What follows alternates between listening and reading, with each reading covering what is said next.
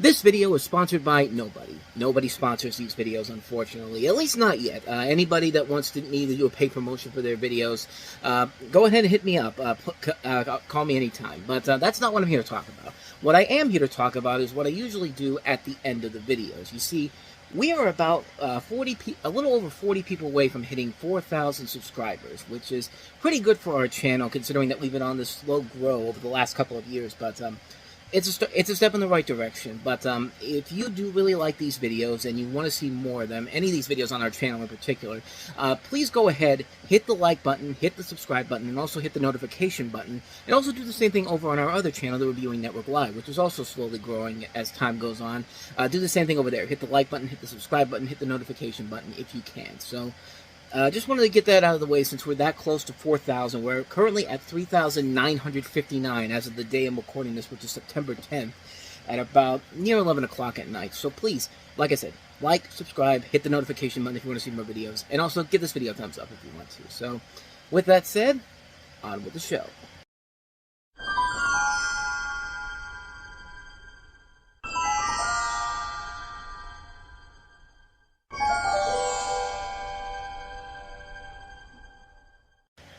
It's another edition of Time About the Movies, and today we're at the midway point of 2005. We're looking at the two films of July 1st, 2005, and we have Tom Cruise and Steven Spielberg reuniting for the first time since Minority Report, and Martin Lawrence in one of the many sports comedies of 2005. Not one of the good ones, but we'll get to that one in a little bit. But first, let's go ahead and take a look at the biggest new release of the weekend, and that is Tom Cruise and Dakota Fanning in Steven Spielberg's adaptation of H.G. Wells' classic, War of the Worlds.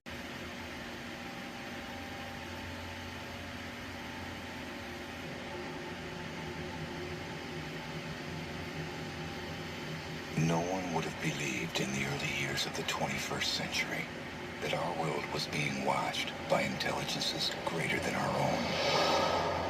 That as men busied themselves about their various concerns, they observed and studied. With infinite complacency, men went to and fro about the globe, confident of their empire over this world. Yet, across the gulf of space, intellects vast and cool and unsympathetic regarded our planet with envious eyes. And slowly and surely drew their plans against us.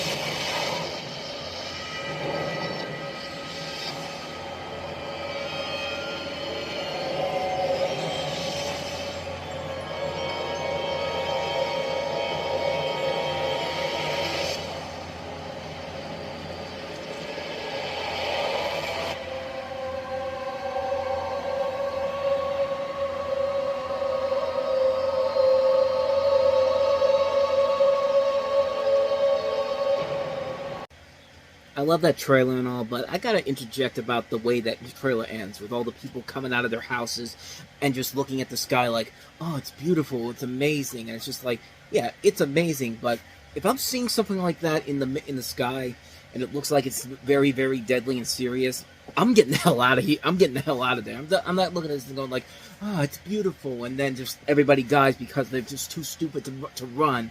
I mean, it's just like, I mean, I love that scene, I love that trailer and all, but that's something I've always had a problem with that particular trailer, because it's just like, yeah, it's nice and all, but run, because that's clearly something that has never been seen before, and it's just like, then again, this is one of those movies where, you know, if it was any other, you know, racer, they would have been clearly out of there before. Is when that first strike happens, just like, we're gone, like, we're out of here, but I digress. This is War of the Worlds, like I said, based off of H.G. Wells' classic novel, which is most notable for its legendary performance by Orson Welles on Halloween night in 1938. Now, it's a movie version. It's actually one of several different movie versions. There's even been a television series that was based off in the 1980s. But in this movie, Tom Cruise plays an American dock worker who's forced to look after his children, played by Justin Chatwin and also Dakota Fanning, from whom he lives separately and struggles to protect them and reunite them with their mother when extraterrestrials invade the Earth and devastate cities with towering war machines. Excuse me. So, yeah, I mean, it's not a bad idea. Steven Spielberg tackling a remake of one of the greatest science fiction stories of all time. Plus, you got Tom Cruise again. Like I said, last time these two worked together, they made a great film in Minority Report. I don't know how you can go wrong, but somehow this movie did just that. Now, I'm not saying it's a bad movie by any means necessary, but when the film suffers, it suffers big time. Let's talk about the positives first. The visual effects overall are nicely done. The designs of the alien ship are pretty cool. The plane crash scene is really impressive. You could still see the real plane that they used. If you go on the Universal Studios Hollywood tour, you always see it as soon as you pass the Norman Bates house from Psycho. But other than that, though, sometimes the effects can look pretty bad. Like the aliens sometimes do not look the best in general. I'll get to that in just a little bit here, but it's just like the cast does a pretty good job working with the material given to them. It's Tom Cruise doing a pretty good job in here. Dakota Fanning's pretty good. Tim Robbins has a nice little role in it, too. I think everybody does their parts very well. Where the film begins to take its inevitable downfall starts with the story department, and the story itself is pretty generic and bland. And while the original film's release of the aliens was a nice little twist that kind of came out of nowhere, when they reveal the aliens in here, it's literally just like, that's it. I mean, these are the most generic-looking aliens, and I mean, it's not even funny, man. I mean, Steven Spielberg, you are better than this, man. You created one of the most memorable alien characters of all time, and you can't make these aliens look unique and stylish on their own? Like, it literally is the generic alien design that you've seen done over and over again, and it's not even that cool looking. Once you see the aliens in full on the big screen in full force, it completely takes you out of the movie almost immediately, and it's just like, it just hurts the film in the long run. Like, it's a movie that's just okay. I'll give it that. It's a movie that is just okay. It's not the worst movie ever. It's not even Spielberg's worst movie in general, but it certainly isn't one of his better movies. It's a very mixed bag of a movie where the acting can work. Sometimes a lot of the times the visuals can still hold up, but it's the story that really fails to gain any traction at the end. And I mean, I guess if you want to say that this is the best, I mean, it's really tough to say because the original '53 version by George Palo made it, because I think he did When Worlds Collide, which I think was the sequel, if I'm not mistaken. He produced it. He didn't direct it, but that one still holds up a lot better than this one does, even though the visual effects can look very choppy at times, but the way the story plays out and the twist at the end works a lot better in that movie than it does in this movie. Here, it just didn't work for me. It's a film that I wanted so much more from, and like I said, it's not a bad movie. It's definitely not one of Spielberg's worst films in general, but you expect a lot more with a director like Steven Spielberg. You got a writer like David Coep, and a cast led by Tom Cruise. Like, you expect so much more, and it's just isn't there, man. It's unfortunate, because there was a lot of things about it that I was really looking forward to it the first time I saw it, and by the end of it, I was just kind of like, like I said, not a bad movie, but certainly not a great movie that it could have been, so it's a mixed bag opinion on War of the Worlds, so with that said, on to the last film we have here, and that is Martin Lawrence in the sports comedy Rebound. In the world of college sports, there's nothing bigger than Coach Roy McCormick. I won 3 NCAA championships, Phil. And Seth, What do you call it? What is that? Technical foul, Coach Roy. his attitude. Get out of here. Yeah, kick him out.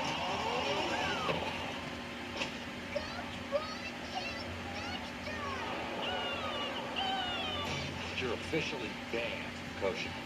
You want to ban me? No, I'm banning you. But life.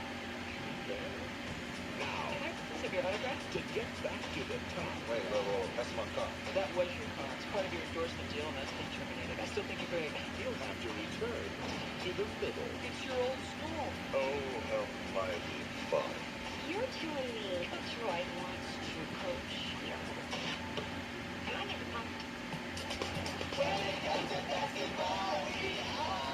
Coach Roy lost his first game today in the Cutthroat Middle School Division. It's right at 13. You don't know any rules or have any skills.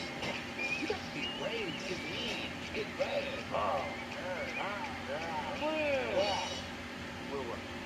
From 20th Century Fox. Good boy, shaking his mom. He's just got here. Give him a chance. Plus his escalate got tagged, but he doesn't know that yet. The director of Daddy Daycare.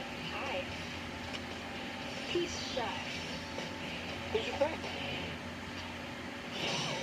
They don't have the discipline. Is that a girl on your team? Coach can't play basketball. Some mighty good guys. But they don't have the skills. Guys, keep your hands up out there. You know what? Hands up. Oh, but they've got what he needs. Good job. No matter what the scoreboard says, you're winners. To bounce back. You had your mind. I found a group of kids and they made me better than I ever was. Martin Lawrence, the Valor. Thank you for this game we're about to receive, because we about to get up in there. Rebound. Give me some shake and bake, baby. You know?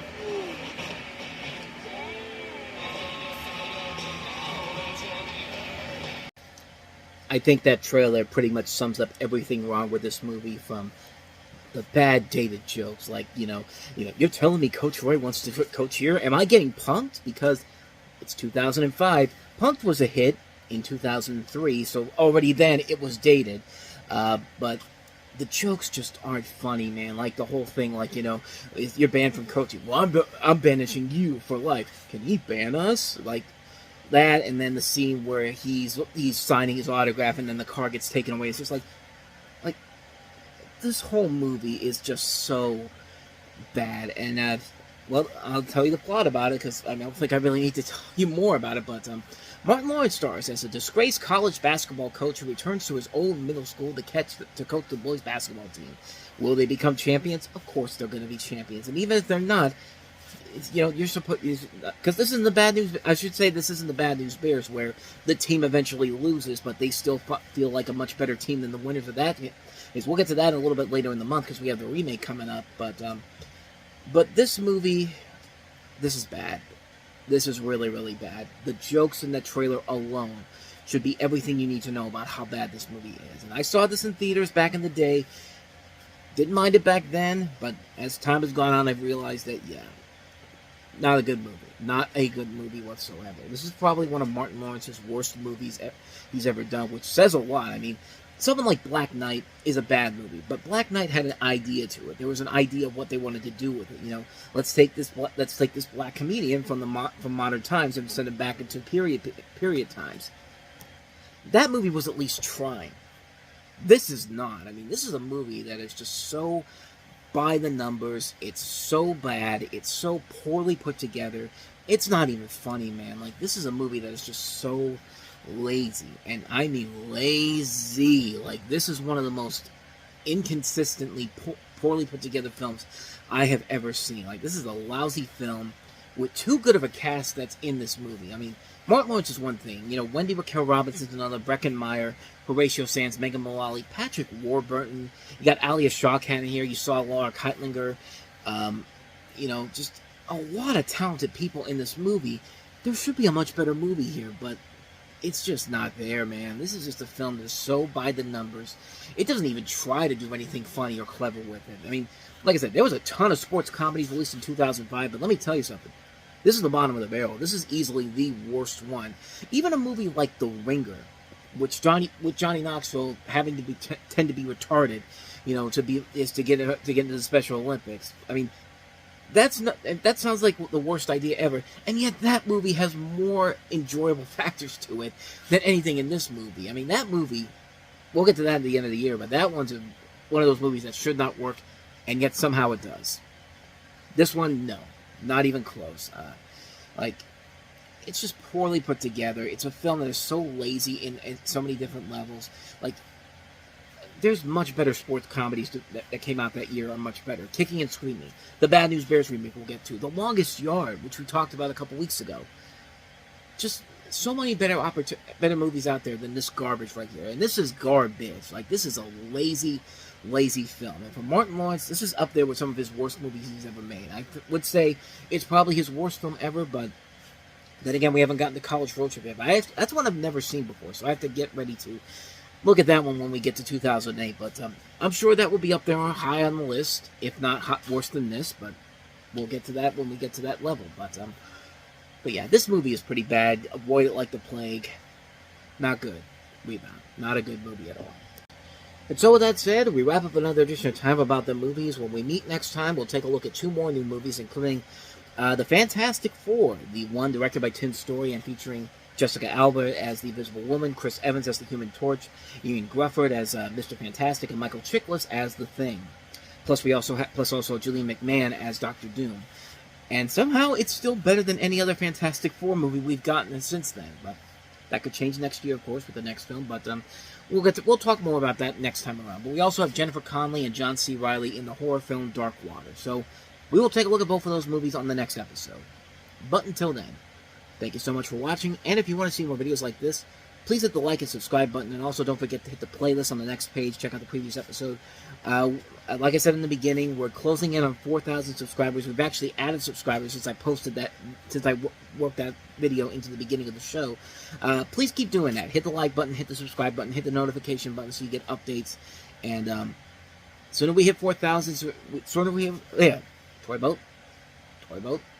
The sooner we hit 4,000 subscribers, hold on one second. The sooner I hit 4,000 subscribers, the sooner I can stop putting that intro in the beginning. Good Lord. Like, I don't know what was going on there. But, anyway, the show is over. Thank you so much for watching, and I'll see you guys next time. So until then, next time I see you, take care. I need a rest.